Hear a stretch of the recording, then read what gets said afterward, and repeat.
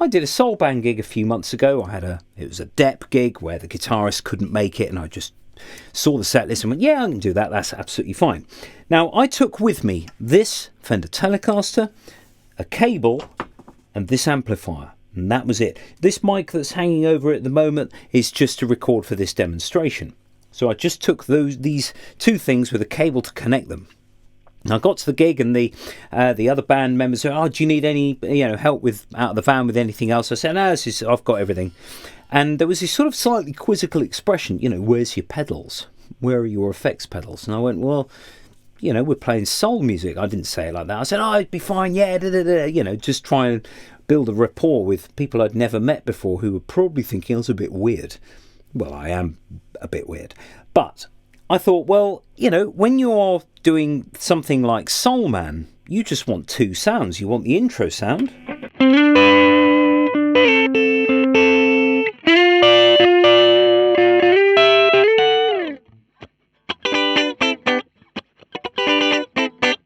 Now, getting those two sounds involves riding the volume control. You can always tell one of my guitars because the volume control is almost loose to the point of the thing falling to bits, because I use the volume all the time.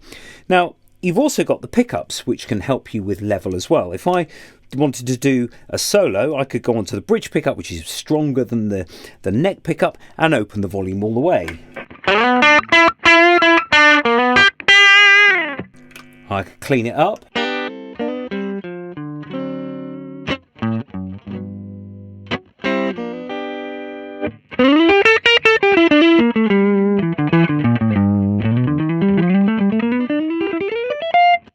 Now, when I turn the volume down, there is actually an effect on the frequency range that you get from your pickups, in that it does cut the top end a bit. That's because you've got a resistance in line with something, and actually it affects the top end. Now, if you are electronically minded, you can circumvent this problem, especially on cheaper guitars. It doesn't do it so much on stronger pickups, but on weaker guitar, you can actually put what's called a bleed capacitor across the terminals of your volume control.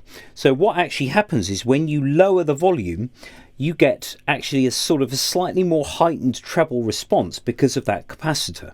So on this guitar, I don't have that. Now, also, you really want to, when you're cleaning up a sound, especially if you're doing a gig where there's a singer who's singing some these soul tunes, you don't want to get in the way. You want to be able to play rhythmically and do that in the knowledge that you're not going to get in the way. So Midnight Hour.